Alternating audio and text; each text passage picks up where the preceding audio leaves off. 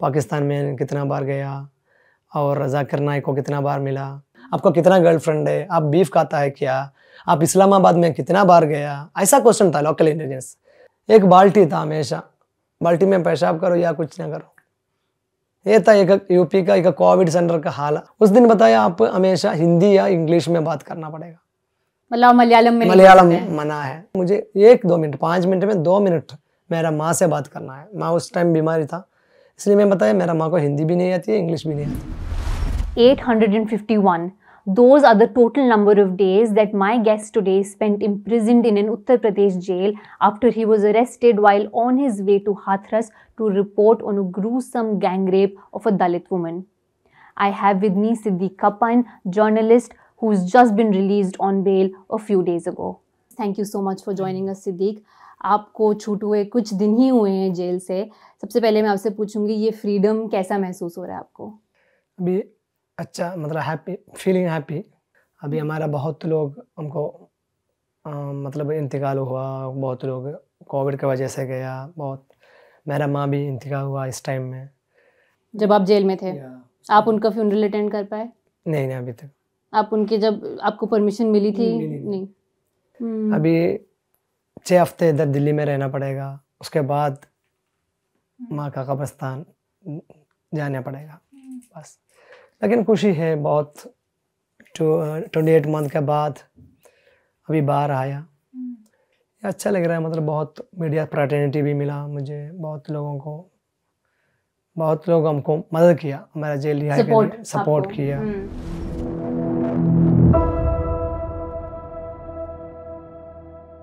आप 5 अक्टूबर 2020 को गए थे हाथरस में रिपोर्ट करने।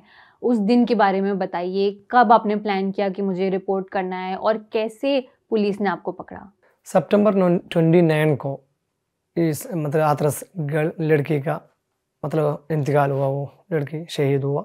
उस दिन से मैं प्लानिंग कर रहा था, लेकिन मुझे उधर जाने के लिए मतलब कुछ कंपनी अकेले जाने के लिए मुझे डर था, इसलिए मैं किसी यूपी का कुछ लड़का को ढूंढ रहा था। उस टाइम से बहुत जर्नलिस्ट लोग था, उसको भी कॉल किया, बहुत लोग गया नहीं उधर, बहुत लोग प्लानिंग में नहीं था, कुछ लोग उसके बीच में किसी तरह कुछ ऑर्गेनाइजेशन थ्रू उधर पहुंच गया, पॉलिटिकल पार्टीज। मैं भी ऐसा एक प्लानिंग में था उस दिन से 4 अक्टूबर तक। लेकिन 4 अक्टूबर रात को मुझे एक फ़ोन कॉल मेरा दोस्त बताया हम जाएंगे उधर, इसलिए मैं 5 अक्टूबर से मतलब 6-7 बजे दिल्ली से निकल गया। हम बहुत टाइम कोशिश करके एक ओला ऊबर ऑनलाइन कैब बुक करने के लिए कोशिश किया। लास्ट मुझे एक ओला से एक गाड़ी ड्राइवर का नंबर मिला, मैं उससे बात करके उधर जाने के प्लानिंग में था। दिल्ली यूपी बॉर्डर से गाड़ी पकड़ा, मदुरा टोल प्लाजा, 1 घंटे में मदुरा टोल प्लाजा पहुंच गया। उधर एक तलाशी चल रहा था उस टाइम में, पुलिस जो है गाड़ियों चेक कर रहे थे। हम भी हमारा कार्ड दिखाया, मेरा पास प्रेस क्लब ऑफ इंडिया का ID कार्ड था, मैं वो दिखाया मैं हाथरस जा रहा हूँ। वो पूछा क्यों जा रहा है उधर, मैं बताया मैं यहाँ रिपोर्टर हूँ, रिपोर्ट करने के लिए जा रहा हूँ। और 2-3 मिनट उधर रुका हमारा गाड़ी, फिर ये दिल्ली साइड में मोड़ के गाड़ी ऑफ किया। बताया हमको हम नहीं जा रहे हैं उधर, हम बताया उधर प्रॉब्लम है तो हम नहीं जा रहे हैं उधर, हमको वापस जाने दो। वो बताया नहीं 5 मिनट आपको पूछताछ करना है, इसलिए आपको इधर पुलिस चौकी, पुलिस हेड पोस्ट में आना पड़ेगा। मैं गया, मैं और मेरा ड्राइवर सब लोग गया। शाम को 5 तारीख को शाम 6 बजे तक उधर रुका हूँ। क्या पूछताछ की आपसे वहाँ? कुछ नहीं, 10:30 बजे से 5:30 बजे 6 बजे तक उधर बिठाया, बस खाली बैठाए रखा? खाली बैठा, कुछ नहीं, कुछ दिक्कत नहीं, पूछताछ नहीं। फिर 6 बजे तकरीबन 6 बजे अराउंड 6 o'clock कुछ लोग आया, 4 लोग आया। वो लोकल इंटेलिजेंस था, LIO लोकल इंटेलिजेंस ऑफिसर्स। वो हमको पूछताछ शुरू किया, पूछा केरला का पत्रकार कौन है, ये इधर आया, मैं बताया मैं हूँ। फिर मुझे क्वेश्चन करने शुरू किया, मतलब मजाक क्वेश्चन था वो, पाकिस्तान में कितना बार गया और जाकिर नाइक को कितना बार मिला, ऐसा क्वेश्चन था, मजाक टाइप क्वेश्चन, बीफ खाता है क्या, ऐसा बस मजाक क्वेश्चन। मैं भी सोचा ये ऐसा मतलब एक मामूली क्वेश्चन होगा, फिर हमको छोड़ देगा। लेकिन थोड़ा टाइम बाद ATS, मिलिट्री इंटेलिजेंस, ऐसा सब एजेंसी आया उधर, पूछताछ को क्वेश्चनिंग शुरू किया। सुबह तक तकरीबन अगले दिन की सुबह तक 6 बजे, 6 तारीख को तकरीबन 7 बजे तक सोने की भी मना किया वो। और उधर कुछ नहीं, पुलिस चौकी था, सुविधा फैसिलिटीज़ नहीं है सोने के लिए। हमको उधर बिठाया सुबह तक 6-7 बजे तक। फिर 8-9 बजे हमको उधर से एक गाड़ी में बिठा के, एक इनोवा टाइप गाड़ी था, मुझे याद नहीं है कौन सी गाड़ी था, एक ब्लैक कलर की गाड़ी था, मुझे अभी भी याद है। गाड़ी में एक फ्लैग था, बीजेपी का फ्लैग। ओके, पुलिस गाड़ी नहीं था। उसमें बिठा के हमको SDM मांड SDM उसका सामने पेश किया तकरीबन 10-11 बजे। उधर भी हम बताया हमको, मतलब ये उधर पहुंचने के बाद हमको पता चला, मतलब हमको खिलाफ 151 IPC 151 में ब्रीच ऑफ पीस, मतलब शांति भंगन दायरा लगा के हमको SDM के सामने पेश किया ये। फिर मैं SDM से बात किया, मैं बताया हमको पर्सनल बॉन्ड पे बेल दे दो, हमको छोड़ दो। वो बताया नहीं, कोई आएगा तो हम आपको छोड़ देगा। ऐसा बचा गया। उधर पुलिस क्या किया, वाइट पेपर पे हमसे साइन करवाया, खाली एम्प्टी पेज पे साइन कर लिया। A4 पेपर था, वाइट शीट पे साइन करवाया। फिर हमको एक क्वारंटाइन सेंटर मदुरा में फुल कटोरी स्कूल था, स्कूल में बंद कर दिया। वाओ। और इस दौरान आपकी फैमिली को पता था क्या हो रहा है आपके साथ? नहीं, अभी तक फोन नहीं हुआ। फोन आपके पास, फोन ले लिया गया था आपसे? फोन, मेरा लैपटॉप, मेरा नोटपैड, हमारा कितना चीज है वो सब पुलिस। तो आप किसी को इन्फॉर्म भी नहीं कर पाई कि ये हो रहा है मेरे साथ? फिर 45 डेज के बाद फोन किया हम, 45 दिन। तो आपकी फैमिली को बाकी मीडिया से पता चला कि आप अरेस्ट हो गए हैं, तो 45 डेज तक आप बिल्कुल टच में नहीं थे? फोन भी एडवोकेट से भी टच नहीं है, कुछ नहीं। यूपी गवर्नमेंट ने अपनी एफिडेविट जो उन्होंने कोर्ट में फाइल की, उन्होंने बोला कि you were going to Hathras under the garb of journalism with a very determined design to create a caste divide and disturb law and order situation and were found carrying incriminating material. आपको पता है वो क्या चीज़ है जिसके बारे में बात करें? क्या मिला आप पे जिसको वो मेरा पास एक लैपटॉप था यार, एक मोबाइल, 2 पेन, एक नोटपैड, इतना था मेरा पास। ये होगा इंक्रिमिनेटिंग मटेरियल, मुझे नहीं मालूम क्या था। मेरा लैपटॉप में बहुत आर्टिकल था, मेरा आर्टिकल था वो पुराना, मतलब मैं लैपटॉप यूज करके टाइप करता था, प्रिंट में स्टोरीज बस। और UAPA के बारे में, इंडिया में कितना UAPA एक्यूज्ड है, मतलब कितना जेल में बंद होने वाला लोगों को नाम और उसका डिटेंशन पीरियड और एक्यूटेड डेट, क्या स्टेटस, UAPA के बारे में मैं एक आर्टिकल लिखने में वो उसका अंडर वर्क में था मैं। तो आप UAPA के बारे में ही लिख रहे थे? पिछले 10 साल में मैं UAPA का बीट करता था। UAPA की बीट थी आपकी, एंड देन आप पे UAPA हो गया। पहले मुझे बताइए, जब आप अरेस्ट हुए आपने क्या सोचा कि चलो 10 दिन, 15 दिन, 2 हफ्ते, UAPA लगना बहुत बड़ी चीज होती है। उस पेपर में पढ़ा, मेरा खिलाफ UAPA लगाया। पेपर में सबसे पहले आपको पता चला? आपको डायरेक्ट न्यूज़ पेपर नहीं, लेकिन उधर कोर्ट में पहुंचने के टाइम बहुत भीड़ था, पुलिस, बहुत वकील, मीडिया सब था। उस दिन भी हमको नहीं मालूम हमारे ऊपर क्या मतलब एलिगेशन है या क्या दायरा लगाया, नहीं मालूम था।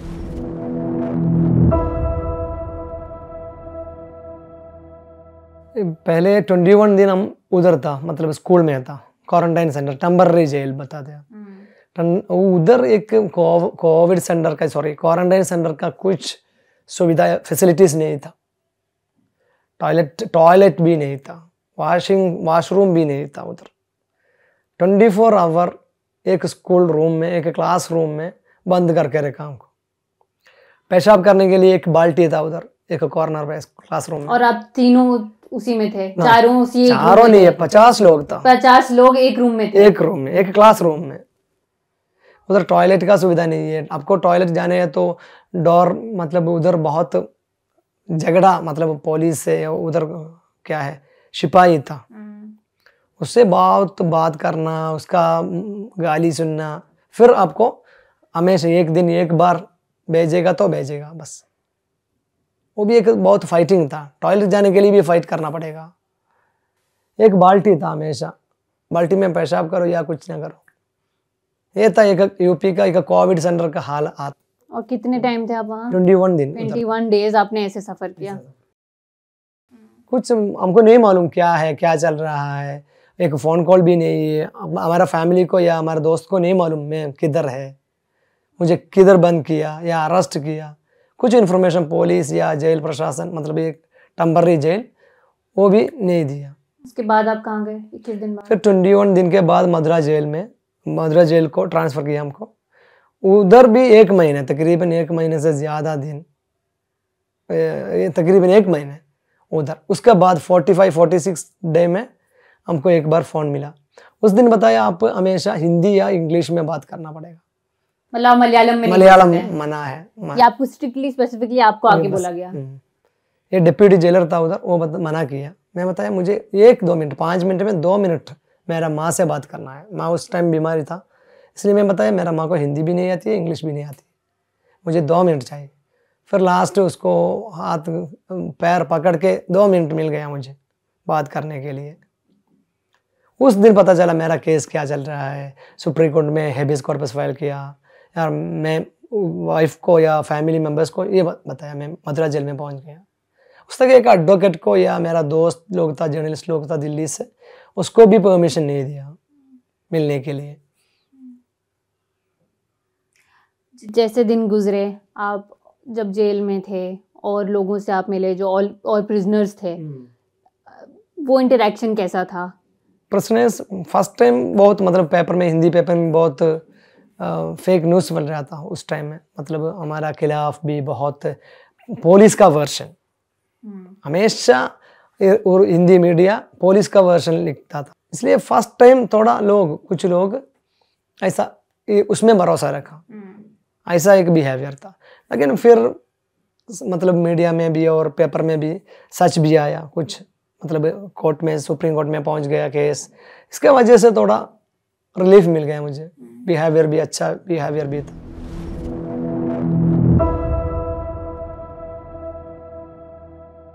आपकी पर्सनल लाइफ के बारे में थोड़ा बात करते हैं कि इसका इम्पैक्ट आपकी फैमिली पे क्या हुआ। जैसे आपने बताया आपकी अम्मी का इंतकाल हो गया 2021 में, जब आप जेल में थे। आपके 2 बच्चे हैं, आपकी वाइफ हैं। जब भी आप उनसे बात करते थे, पहले तो कितनी फ्रीक्वेंटली आप बात कर पाते थे या मिल पाते थे उनसे, और जब करते थे आपको क्या समझ में आता था उन पे क्या गुजर रही है? हफ्ते में मदुरा जेल में हफ्ते में 1 बार था हमको, पहले 1 बार, हफ्ते में 1 बार 5 मिनट मिलेगा आपको। वो भी कभी कभी आते हैं, मतलब नेटवर्क प्रॉब्लम है या कुछ ना हो तो फ़ोन नहीं मिलेगा। और केस के बारे में जेल प्रशासन को भी थोड़ा समझ में आया क्या है ये, फर्जी केस है, फेक केस है, पॉलिटिकल केस है, पॉलिटिकल प्रिजनर है। इसलिए मुझे उधर का सुपरटेंडेंट और जेलर भी बहुत मतलब हेल्प किया मुझे। इसलिए मुझे 5 मिनट मिल गया, मैं मलयालम में बात शुरू हुआ उधर। फिर मैं वाइफ को और एडवोकेट से भी बात किया उधर से। उस टाइम मेरा माँ बीमारी था, अल्जाइमर पेशेंट था, उससे बात करने के लिए मैं हमेशा कोशिश किया। और बच्चे का एजुकेशन था, छोटा था, दोनों छोटा बच्चा था, उसको भी थोड़ा मतलब इंस्पिरेशन दिया, मतलब ये दिक्कत नहीं है, मैं अभी जल्दी आएगा, ऐसा मतलब उसको इंस्पिरेशन दिया। फिर वो थोड़ा मेंटेन कर दिया। आपकी बेटी का एक वीडियो वायरल हुआ था, पता नहीं आपने देखा है कि नहीं। उनकी स्कूल की इंडिपेंडेंस डे स्पीच वो दे रही थी और उन्होंने बोला कि मेरे लिए फ्रीडम ये होगा जब मेरे जो फादर हैं वो जेल से निकल सकें, जो जर्नलिस्ट हैं, वो 9 साल की एक छोटी बच्ची हैं, उनके लिए ये बातें करना। जब आप देखें, आपको लगा कि ये मेरी बच्ची का चाइल्डहुड जिसे कहते हैं, जिसमें एक इनोसेंस होती है, ज़्यादा इन चीज़ों की समझ नहीं होती है, आपको लगता है आपके बच्चों को भी जल्दी बड़ा होना पड़ा अपनी एज से? नहीं, बच्चे और वाइफ सब लोग बहुत सर्वाइव किया, लेकिन वो हिम्मत में था, मतलब हिम्मत मिल गया उनको। मतलब सबको मालूम है ये फेक केस है, ये पॉलिटिकल केस है, मतलब दे वांट, मतलब यूपी पुलिस क्या किया, ये हाथरस मामला डाइवर्ट करने के लिए ऐसा एक सीन बनाया। तो सबको मालूम है मेरा बच्चों भी पेपर पढ़ता है, टीवी देखता है, और इंडिया का सिचुएशन क्या है वो भी उसको मालूम है सबको। इसलिए मुझे इतना दिक्कत नहीं था। सब मतलब अभी भी उन लोगों को एक हिम्मत मिल गया, मतलब कैसे है इंडिया ऐसा चलेगा तो कैसे रहना पड़ेगा।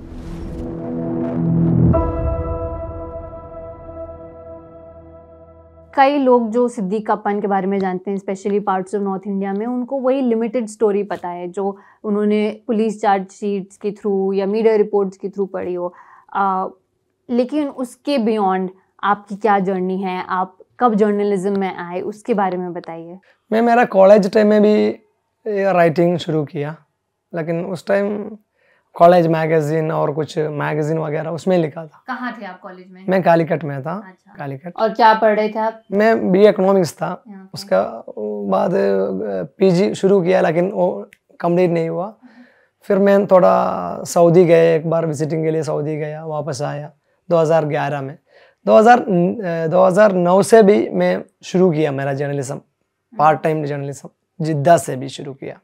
अच्छा, जबकि आपकी कुछ और जॉब थी? या जॉब के साथ पार्ट टाइम से शुरू किया। 2011 से मैं फुल टाइम जर्नलिस्ट है केरला में, केरला और दिल्ली। मेरा बीट सुप्रीम कोर्ट, पार्लियामेंट और दलित माइनॉरिटी इश्यूज था। दिल्ली बेस्ड थे। इधर मेरा बीट ऐसा था, मतलब यूएपीए के बारे में, आफ्सपा, यूएपीए कितना ड्रैकोनियन लॉस है उसके बारे में भी बहुत आर्टिकल लिखा और न्यूज़ भी रिपोर्ट किया, कश्मीर इश्यूज के लिए भी, और ऐसा रिपोर्टिंग था मेरा। मतलब आप फ्रीलांस जर्नलिस्ट थे, आपकी पूरी फैमिली थी। इजी नहीं होता है सरवाइव करना, हम सबको पता है सच्चाई। फाइनेंशियली भी बहुत टर्बुलेंट होता है। फिर भी क्यों आप जुटे रहे इतने साल, decade, almost over a decade आपने ये किया? क्या मोटिवेशन था, क्या ड्राइव थी आपकी? ये मैं पहले भी मतलब बहुत, हमको ये जर्नलिस्ट है तो एक, अरे इंडिपेंडेंट जर्नलिस्ट है तो हमको बहुत कर सकता है जनता के लिए, जनता का आवाज़ के लिए। उसके बाद मैं बहुत ग्राउंड रिपोर्ट किया। मैं इसलिए हाथरस गया, मतलब हमारा ऑफिस में बैठ के सोशल मीडिया देख के रिपोर्ट कर सकता है, मुझे भी मालूम है वो, लेकिन ग्राउंड रिपोर्ट है तो वो अलग चीज़ है। हमारा दिलचस्पी नहीं है वो, मतलब उसका आवाज़। मेरा रिपोर्टिंग स्टाइल भी वो था, मेरा व्यूज या ओपिनियन नहीं था आपका। हाँ, आप मतलब विक्टिम्स, वो उसका वर्ड में कॉपी पेस्ट किया। मेरा जर्नलिस्ट ऐसा था। लेकिन आप वहाँ पहुँच भी नहीं पाए। जैसे आप बोल रहे हैं, आप कभी अपना ओपिनियन नहीं डालते थे, या आप बहुत ऐसा नहीं कि आप जाके कुछ पोक कर रहे हैं एस्टेब्लिशमेंट को अलग से। क्यों लगता है आपको टारगेट किया गया? सिद्दीक कप्तान को क्यों ऐसे टारगेट हुआ? ये दिल्ली दंगे के बाद इंडिया का या केरला का 2 news channel, Malayalam news channel को होम मिनिस्ट्री पाबंदी मतलब बैन किया 48 आवर्स के लिए। एक एशियानेट न्यूज़, दूसरा मीडिया वन चैनल, दोनों चैनल है मलयालम केरला बेस्ड चैनल। ये सरकार का एलिगेशन ये था, होम मिनिस्ट्री का एलिगेशन, ये मिस रिपोर्टिंग किया, मतलब दंगा, मतलब सरकार के खिलाफ रिपोर्ट किया, इसलिए 48 आवर्स के लिए बंद, मतलब बैन किया, ब्रॉडकास्टिंग बंद किया। इसके खिलाफ मैं जंतर मंतर में एक प्रदर्शन किया। मैं उस time Kerala union of working journalist Delhi unit का सेक्रेटरी था, इसलिए मैं उसको लीड किया। बहुत लोग था, बहुत जर्नलिस्ट था, मलयालम जर्नलिस्ट बस नहीं, दिल्ली का कितना हमारा दोस्त है, हिंदी इंग्लिश मीडिया का बहुत हमारा कोलीग्स, वो भी था उसमें शामिल था, और पॉलिटिशियन CPM CPI कांग्रेस सबका पॉलिटिशियन भी था उसमें शामिल था। वो भी स्पीच दिया, मैं भी स्पीच दिया। मैं सेक्रेटरी था इसलिए मैं एक वेलकम स्पीच दिया उसमें। उस दिन मैं लीड किया वो प्रोटेस्ट जंतर मंतर में। उसके बाद मुझे प्रशासन, मतलब पुलिस, दिल्ली पुलिस या यूपी पुलिस या सेंट्रल गवर्नमेंट होगा, मैं हिट लिस्ट में आया। ऐसा आपको लगता है कि उसके बाद से आप रेडार पे आए? या उस दिन के बाद मैं रेडार पे आया। इसके बाद मेरे खिलाफ बहुत संघ परिवार वेबसाइट मेरे खिलाफ बहुत क्या है एलिगेशन डाल के न्यूज़ आया। ये उस हाथरस वाले इंसिडेंट से भी पहले मार्च महीने में, फरवरी में था वो दंगा। उसके बाद मार्च में था ये प्रोटेस्ट, और मेरे खिलाफ भी आर्टिकल आया। ये मेरे खिलाफ ये बताया ये दिल्ली दंगा का मास्टरमाइंड है, उधर पैसा डिस्ट्रीब्यूट किया, ऐसा एलिगेशन। जो यूपी स्पेशल टास्क फोर्स है, उन्होंने एक आपने सुना होगा 5000 पेज लॉन्ग चार्जशीट फाइल की आपके खिलाफ। उसमें उन्होंने लिखा है कि you did not write like a responsible journalist and he only and only reports to incite Muslims which is also a hidden agenda of the Popular Front of India और PFI, and you wrote to sympathise with Maoist and communist and you used to do anti-Hindu stories in Malayalam media and had planned to inflame the Delhi riots. ये जो ये सब stories की बात कर रहे हैं, ये जो एक कनेक्शन ड्रॉ कर रहे हैं आपका PFI से, आपको पता होगा जब आप जेल में थे उस दौरान PFI होम मिनिस्ट्री ने बैन कर दी ऑफिशियली PFI और उनके एफिलिएट सारे ग्रुप्स। आप जब वहाँ गए, पहले तो आपसे मैं पूछूंगी आपका PFI से कुछ भी कनेक्शन है? कोई कनेक्शन है आपका PFI से? एज ए जर्नलिस्ट मेरा फोन पे बहुत लोगों का नंबर है, PFI, BJP, CPM, Congress, Janata Dal, कितना पार्टी है इंडिया में, कितना ऑर्गेनाइजेशन है, वो सब लोगों का लीडरों का नंबर मेरा फोन में था। बट आप उसका ग्रुप का पार्ट नहीं थे? नहीं, वैसे मैं बोल रही हूँ पर्सनल कैपेसिटी में आप इन्वॉल्व नहीं थे? नहीं, क्या है ऐसा नहीं, उसको भी प्रोग्राम में हम जाएगा, रिपोर्ट करेगा, सबको ऐसा किया एज ए जर्नलिस्ट। जिस गाड़ी में आप जा रहे थे उस गाड़ी में 3 और लोग थे जो आपके साथ अरेस्ट हुए। मुझे लगता है कि आपकी फिर भी बात हुई एक तरह से लोगों ने, और इंटरनेशनली भी लोग जाने की सिद्दीक अप्पन कौन है, वो अरेस्ट हुए एक जर्नलिस्ट, लेकिन उन लोगों की इतनी बात नहीं हुई। उनमें से एक PFI के एक्टिविस्ट, एक स्टूडेंट और जो ड्राइवर हैं आपके आलम, जो आपको ड्राइव करके ले जा रहे थे, आपने कहा कि ओला उबर के थ्रू आपको कैब मिली थी, वो भी अरेस्ट हुए। वो आपके कुछ महीनों पहले ही उनको भी बेल मिली। तो जिस तरह से ये आप पूरी गाड़ी में जितने लोग थे उनको अरेस्ट कर लिया गया, यहाँ तक कि ड्राइवर को भी नहीं छोड़ा, लेकिन उन सबको क्यों टारगेट किया गया, आपको क्या लगता है? वो अनफॉर्चुनेटली वो ड्राइवर का नाम आलम था, इसलिए होगा। ये ड्राइवर बहुत को बताया, उसको मैं ड्राइवर हूँ सर, पुलिस को बताया मुझे छोड़ दो। उनको आप पहले कभी नहीं मिले थे? बिल्कुल नहीं जानते थे? उस दिन गाड़ी हमारा अरेस्ट का टाइम भी मैं उससे बात नहीं किया, बस फोन पे बात किया, मतलब बार्गेन किया किलोमीटर रेंट के लिए, ये था हमारा कनेक्शन। फिर ये 12 रुपया पर किलोमीटर 12 रुपया से उधर जाने के लिए तैयार हुआ। ये अरेस्ट का टाइम तक या चौकी में था हम, उस टाइम तक मुझे नहीं मालूम ये कौन है। मैं जेल जाने के बाद, जेल में बंद होने के बाद उसको फैमिली, उसका परिवार, उसका क्या क्या है, ये कौन है, वो पता चला।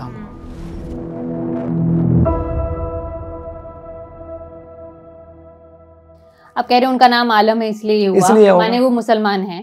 आपको क्या लगता है, आप जो हैं टारगेट क्यों हैं, एज अ मुस्लिम या एज अ मुस्लिम जर्नलिस्ट, या क्या रीजन है आपको लगता है? ये मुस्लिम एक ओनली वन रीजन हम जर्नलिस्ट है और केरला से हैं, ये भी आपको एक रीजन लगता है? वो मुझे पहले भी जेल में और पुलिस से भी ये regional discrimination, not a religion discrimination, regional discrimination. आप लोग क्यों इधर आया? आप लोग माने केरला के लोग? मैं ये क्या सोचा, मैं केरला से ये रिपोर्टिंग करने के लिए इधर आया, ऐसा सोचा। ये मैं बताया मैं केरला से नहीं आया, मैं दिल्ली में काम करता था, मैं दिल्ली से आया, ये मेरा बीट है, दलित इशू, विमेन इश्यूज। ये पुलिस पहले भी मुझे ऐसा टारगेट किया, केरला का पत्रकार किया, किधर है? हम 4 लोग उधर बैठा था चौकी में, एक लोकल इंटेलिजेंस का 3-4 आदमी आया, पूछा केरला का जर्नलिस्ट क्या है, किधर है वो, किधर है, उसको क्वेश्चन करना है उसको। मैं था टारगेट में, हमेशा ये बताया केरला ऐसा है, केरला के बारे में और बदनाम करना है, आप लोग ऐसा है, आप लोग बहुत पढ़ा लिखा लोग है, पूरा इंडिया में आप लोग मतलब लोगों को भड़काने के लिए आया इधर। पुलिस का वर्षन था, आपको कितना गर्लफ्रेंड है, आप बीफ खाता है क्या, आप इस्लामाबाद में कितना बार गया, ऐसा क्वेश्चन था लोकल इंटेलिजेंस। मैं सोचा ये क्या पुलिस है या कौन, किसी पॉलिटिकल पार्टी का रिप्रेजेंटेटिव है, ऐसा सोचा मैं। इसलिए ये लोग शुरू किया, मतलब केरला इसको एक दुश्मनियत, मुझे नहीं मालूम क्यों केरला से इतना दुश्मनियत क्यों। मैं भी इसके होगा, उधर बीजेपी का अभी भी एक मतलब संसद या MLA या मतलब वो पावर में नहीं आया, इसलिए होगा। हमको उधर कल्टीवेटेड लैंड नहीं है, उधर बहुत सेक्युलर लोग रहता है, इसलिए होगा, मुझे नहीं मालूम। मुझे ज्यादा थप्पड़ मारा, मुझे मतलब फिजिकली हरासमेंट, मेंटली हरासमेंट मेरे ऊपर था। आप कह रहे हैं आपको फिजिकली हरास किया गया और जेल में? बहुत थप्पड़ मारा, एक एक क्वेश्चन में एक एक थप्पड़ मारा। ये लोकल इंटेलिजेंस, मतलब क्वेश्चन ऐसा था, पाकिस्तान में कितना बार गया, आप जामिया मिलिया में क्यों पढ़ा, आप क्यों उर्दू हिंदी सीखा, आप क्यों सऊदी अरेबिया गया, आपको कितना लैंग्वेज आती है, वो भी सब मेरे लिए मतलब एक क्राइम था। पढ़ा लिखा वो क्राइम है, जामिया में पढ़ा वो भी क्राइम है। मैं क्यों यूपी आया, मैं बताया केरला यूपी इंडिया में है, इधर आने के लिए कुछ वीज़ा या पासपोर्ट का ज़रूरत नहीं है, मैं रिपोर्टिंग के लिए आया। अभी ये सब हो गया है, आप जेल से निकल आए हैं, बेल पे निकले हैं, लेकिन यूएपीए में बेल आपको पता है, सबको पता है, बहुत मुश्किल से मिलती है, तो ये बहुत बड़ी बात है ये। लेकिन आपको बेल भी मिली थी सितंबर 2022 में, ये फरवरी 2023 चल रहा है। उस दौरान जो है हम सबने कवर किया, ये रिपोर्ट किया कि श्योरिटीज़ मिलना एक तो मुश्किल हो गया था, श्योरिटीज़ मिली तो वो वेरिफिकेशन प्रोसेस में इतना उन्होंने टाइम लगाया, आप फाइनली अब निकले हैं बाहर। वो पीरियड कितना स्ट्रेन्युअस था कि अच्छा बेल मिल गई है, तब भी ये जो रेड टेप जिसे हम कहते हैं उसमें फंसे हुए हैं। बेल मिलने के बाद 5 महीने में जेल में रहा, 5 महीने। यूएपीए केस में सितंबर 9 को मुझे बेल मिल गया। उसके बाद बहुत सेक्युलर लोग, एक्टिविस्ट लोग यूपी से मुझे मतलब श्योरिटी के लिए रेडी हुआ, क्योंकि सबको ये परेशान किया, एटीएस, यूपी पुलिस, मतलब बहुत लोगों को एक दिन पूरा पुलिस स्टेशन में बुला के उधर बिठा के क्वेश्चन किया, वेरिफिकेशन, हाँ, वेरिफिकेशन के चक्कर में।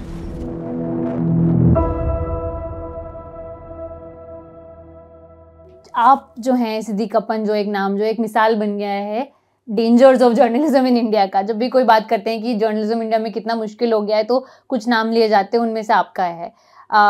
इसको मद्देनजर रखते हुए आप जो है इस प्रोफेशन में कंटिन्यू करना चाहते हैं? Sure, I will continue my journalism. You will continue your journalism. आप बिना फ्लिंच करे ये कह रहे हैं, बिना सोचे एक मिनट नहीं, भी? उसमें सोचने की बात नहीं है। सबको मालूम है इंडिया में जर्नलिज्म कितना एक रिस्की जॉब है, रिस्की प्रोफेशन है, बहुत रिस्की प्रोफेशन है। सरकार के खिलाफ कुछ लिखेगा या बात करेगा या कुछ ब्रॉडकास्ट करेगा तो आप जरूर आईटी, ईडी, सीबीआई, कुछ ना कुछ एजेंसी आपको पीछे पड़ेगा। तो ये सब जानते हुए भी आप क्यों कंटिन्यू करना चाहते हैं? श्योर, कंटिन्यू करना पड़ेगा। हमारा 60% अच्छा लोग है इंडिया में। या आप अभी भी कह रहे हैं ये सब होने के बाद भी आपके साथ? अभी भी इंडिया में होप है हमारा, ये सबसे बड़ा डेमोक्रेसी है इंडिया में। लेकिन फासिस्ट एक there is a room in democracy for fascism, उसका एक फायदा उठाया ये लोग। मतलब जर्नलिज्म एक बहुत रिस्की जॉब है। देखो अफगानिस्तान, म्यांमार, दुनिया में हर जगह में, रशिया, सब जगह में मतलब रियल जर्नलिस्ट के लिए बहुत दिक्कत है। ये जॉब इतना इजी नहीं है। आपको इजी वर्क मतलब वाइट कॉलर जॉब चाहिए तो गवर्नमेंट को मक्खन लगाओ, उसका वर्शन गीबल्सियन झूठ स्प्रेड करो। Thank you so much for giving us time Siddique, बहुत अच्छा लगा आपसे बात करके।